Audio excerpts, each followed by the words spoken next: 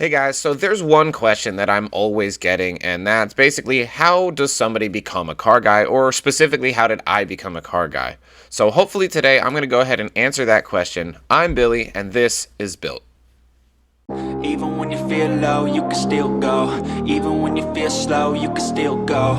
Even when there's no hope, you can still go. I never answer to no, man, I still go. Go, go, go, go, go, go, go, go, go, go, go, go, yo, go, go, go. Hustle hard, hustle every single day. I'll be making moves till I'm buried in my grave. To the system, I don't wanna be a slave. I've been doing shit my way, or the highway. So if you've been watching the channel, then you probably already know this, but if you're new here, then I'm obviously a car guy, and I've been uploading videos to this channel for the last few years. In fact, I've probably been working on cars for somewhere around 20 years now, and I've owned a bunch over that time. Alright guys, so I'm just going to go ahead and take a sec here to do a little bit of self-promotion and talk about the channel. Now, if you haven't had a chance already, go ahead and check out the channel after watching this video. Check out some of my other videos, drop some likes, comments are always helpful, and of course, hit that subscribe button if you like what you see.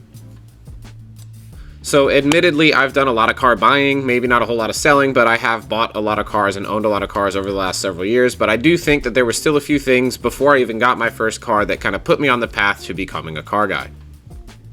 So I actually think in my case that I was kind of always on track to becoming a car guy. I've always liked working with my hands. I'm mechanically inclined. I played with Legos as a kid, and everything from RC cars, bicycles, lawnmowers, whatever. I used to tinker, play with them, whatever. And then of course you get into things like magazines, movies, and video games, and from there, even before having my first car, I think I started way down that road of being a car guy.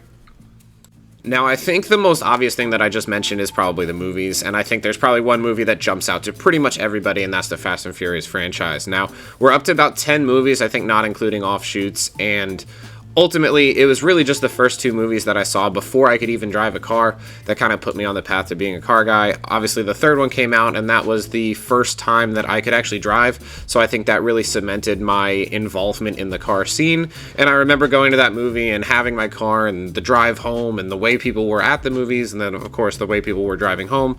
But just seeing those movies really kind of put me on that path. And don't get me wrong, there were other movies. I think the Fast and Furious just jumps out because of what it was. I tend to gravitate towards what was in those movies more. I mean, there's other movies like Gone in 60 Seconds and some other movies that had cars in it, but it's also just that those movies, for I think a lot of people, were just the genesis. And depending on how old you are, maybe it was the fourth movie, maybe it was the third movie, but for me, watching the first movie, probably even further after it came out, like I know for sure watching Too Fast, Too Furious was kind of when I was in my peak age to be impressionable.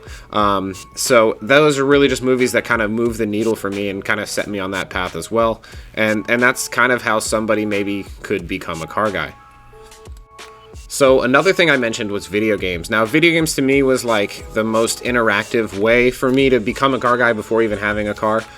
So video games cover the whole spectrum. It's everything from super realistic to arcade to just playing for fun, whether it's like some battle game or something like that, or whether it's Gran Turismo where it's super realistic and you're racing, to Need for Speed or Need for Speed Underground, or my favorite Tokyo Extreme Racer, which is a whole line of games that kind of relatively flew under the radar and recently made a resurgence on Steam and recently released on PS5. And if you guys are interested in stuff like that, go ahead and drop me a comment, let me know. I was debating making another video about just video games in general and their influence on the car scene and how they kind of react back and forth. So a video game gets made, the car scene reacts, the car scene changes, the video games react. I do think there is a lot of like timeline show and tell with that. So go ahead and drop me a comment, let me know what you think, if you would watch a full video like that, or if you just want me to dive deeper into maybe some of my favorite games, or I could rank games and how they affected me, stuff like that. Just let me know what you think, and maybe we can do more with that subject. So the last thing I actually mentioned was magazines, and I guess I'm dating myself a little bit because social media wasn't a thing when I was younger, especially before I had a car. So for me, it was the only like multimedia that we had. Like, although it feels like it, a new Fast and Furious movie doesn't come out every year, and there's not a new movie, or there wasn't a lot of TV shows. You know, like we would watch Speed Channel maybe once in a while, but there was not necessarily a lot of TV shows or multimedia that you could access like all the time, like you can now with social media.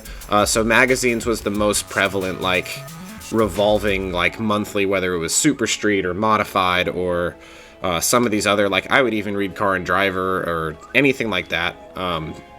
That was a way for me to get more insight into what was happening, you know, kind of worldwide with the car scene. I think it's a lot different nowadays with social media, and I think social media has taken the place of that. We used to have forums as well. I could go into that as well. And I think this is another opportunity where, like, if you wanted to hear more about, like, maybe my experience over the last 20 years of, like, how has the car culture changed, like, multimedia and revolving things like magazines to forums to how social media is today, where you have like this seemingly non-stop access to anything that you want, whether it's cars or sports or whatever. Let me know. Like I said, drop another comment. You can drop the same comment for video games, same comment for social media. Maybe it'll be the same video, maybe it'll be two different videos. I don't know, but let me know what you guys want to see, and I can really dive deeper. But like, those are the three major things that even before having a car, like I kind of just knew, like I'm a car guy. Like I just kind of learned it from those things. So I think there's two things left that really move the needle the most. Like, I think the multimedia stuff, whether it's movies, video games, social media at this point, I think those all move the needle. Like, those maybe help you identify what you're interested in. But I think there's two major things that really, for me, brought me fully to where I am now. And obviously, I think that's buying a car. Like, I don't think you can be a car guy without owning a car.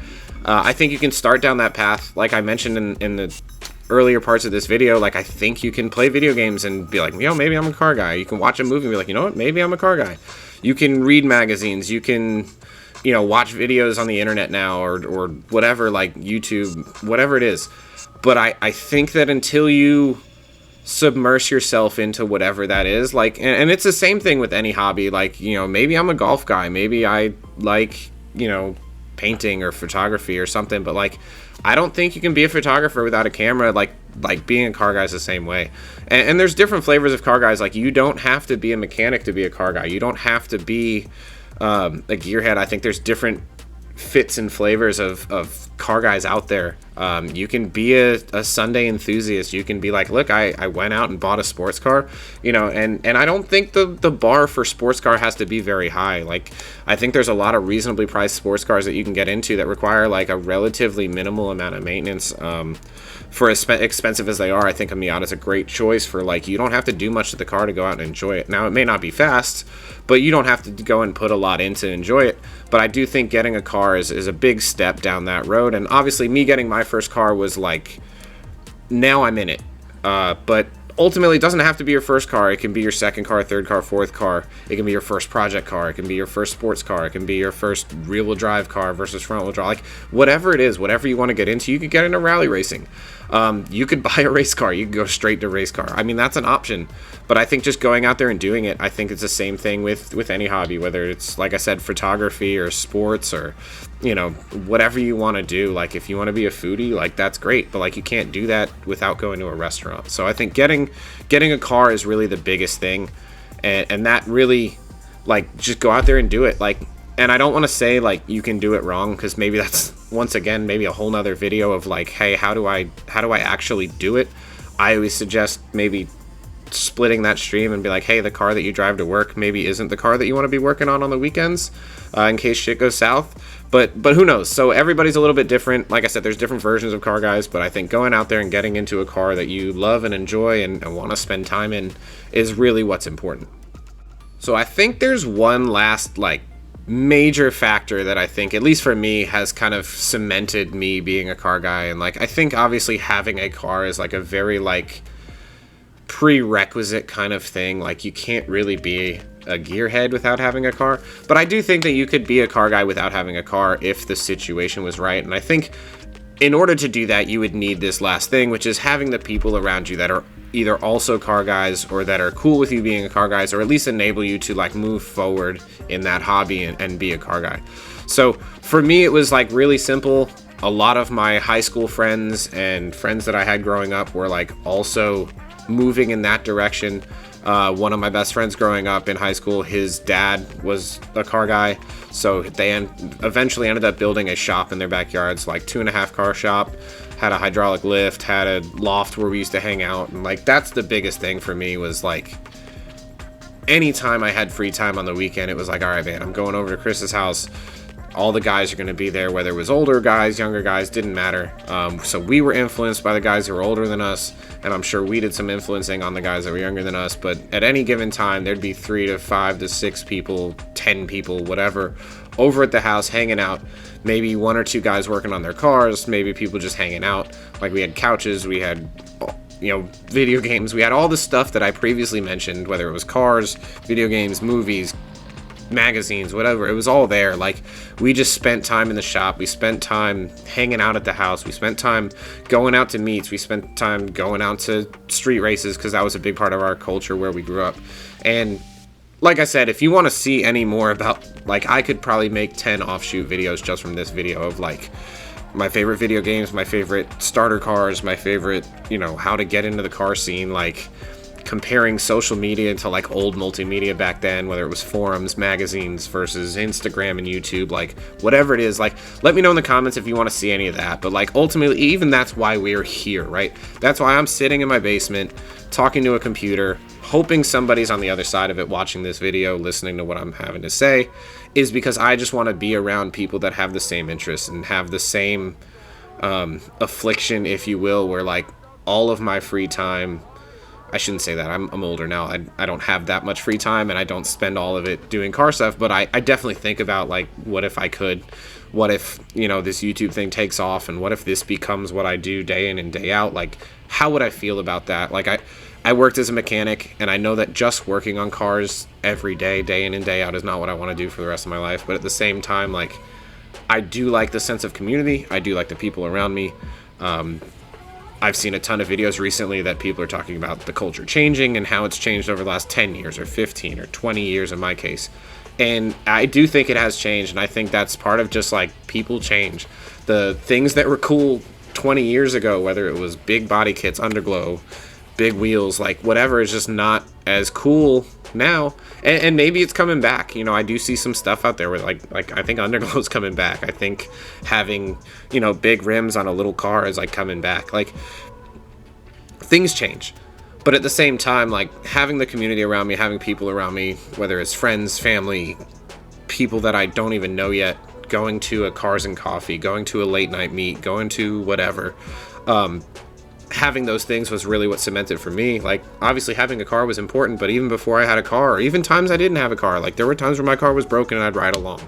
There were times where there's been very few times in my life since I bought my first car, but there have been times where I didn't have a car and I had to like kind of just, you know, piggyback on someone else. And you could do that for like a long time. If you live somewhere where it doesn't make sense to have a car, you live in a big city, or you live really close to work, and maybe you're like, I don't, you know, or maybe you just have a commuter car, maybe you don't have a project, you're like, I don't have a garage, I don't have shop space, I don't have whatever.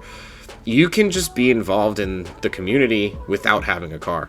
So I think for me, this is like the biggest thing, is like having the people around you and having the community around you that enables you to be a car guy is the fastest, best, most sure way to be a car guy. And you don't even, like I said, I think I mentioned in this video already, but like I don't think you need to have a car to be a car guy.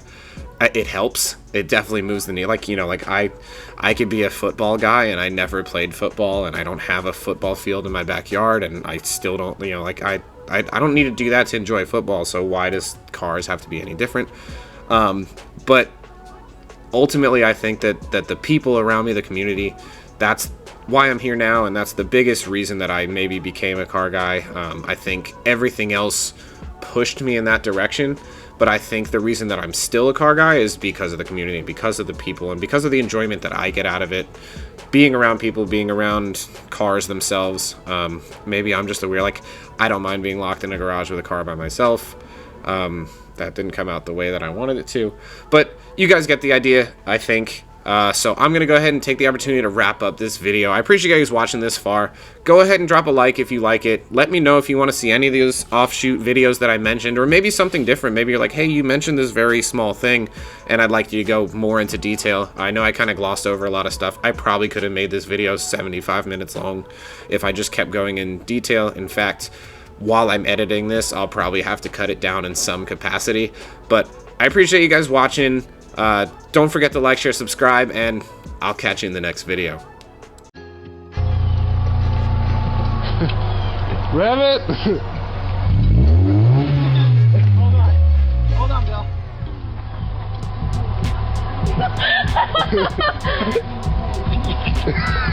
Alright, rev it up!